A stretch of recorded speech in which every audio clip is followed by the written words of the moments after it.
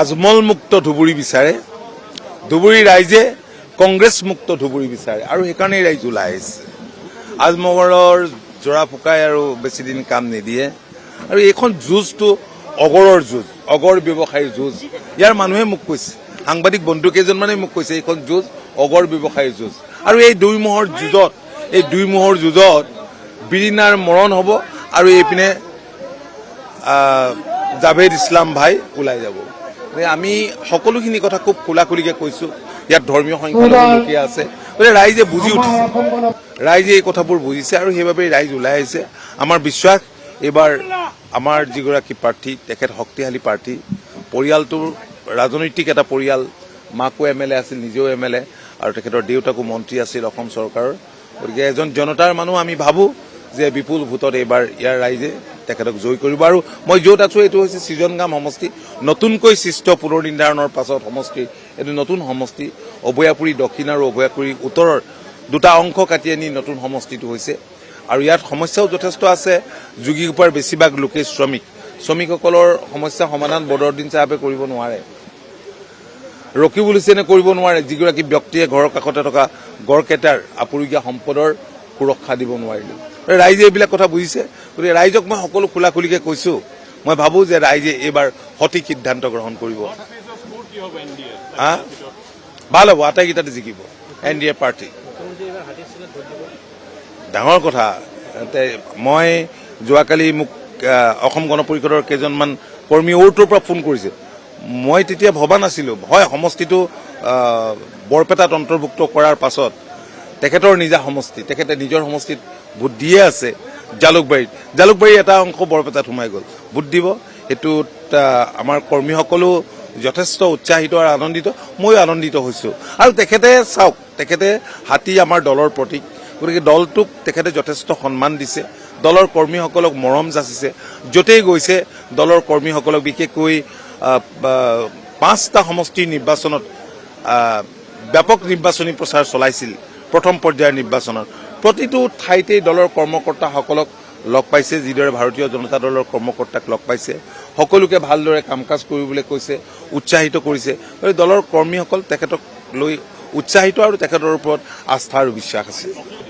অখিল গগৈটো ঠিকেই কৈছে, তেওঁলোকে নোৱাৰিলে। এতিয়া কংগ্ৰেছৰ লগত বিৰোধী ঐক্য কেনেকৈ সম্ভৱ? কাৰণ কংগ্ৰেছৰ তেওঁলোকৰ নিজৰ মাজতেই ঐক্য নাই, একতা নাই।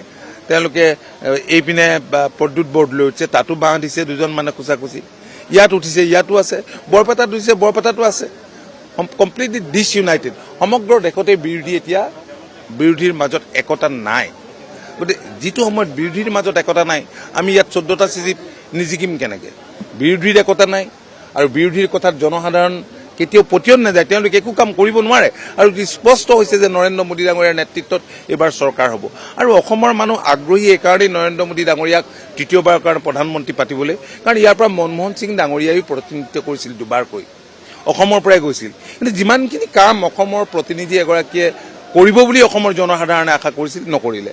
তাৰ বিপৰীতে নৰেন্দ্ৰ মোদী ডাঙৰীয়াই অসম আৰু উত্তৰ পূৰ্বাঞ্চলৰ কাৰণে যিখিনি কৰিছে আৰু কৰাৰ পৰিকল্পনা কৰিছে, জনসাধাৰণৰ তেখেতৰ ওপৰতো বিশ্বাস আছে আৰু তৃতীয়বাৰৰ বাবে তেখেত প্ৰধানমন্ত্ৰী হোৱাটো বিচাৰে।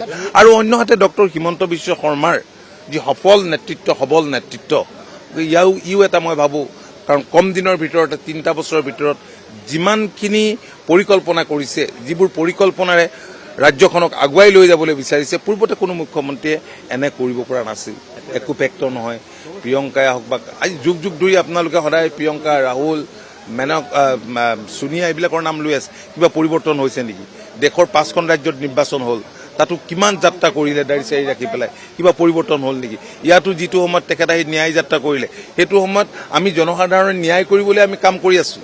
প্ৰায় 25 কোটি 25,000 crores বিভিন্ন আঁচনিলৈ জনসাধাৰণৰ মাজলৈ গৈছিলোঁ।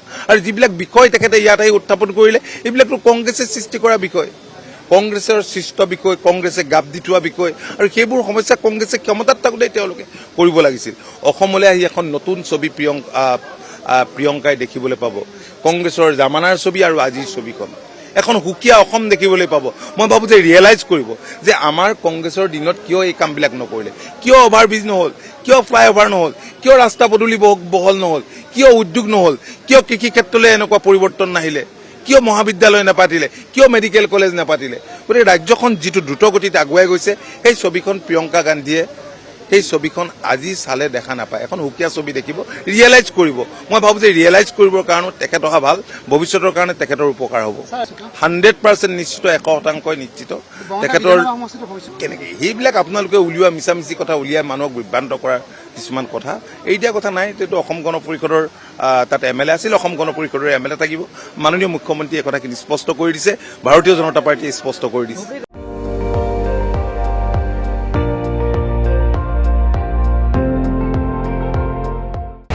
আপুনি চাই আছে ND24, সৰ্বশ্ৰেষ্ঠ নহয় সৰ্বোত্তমৰ দৌৰ।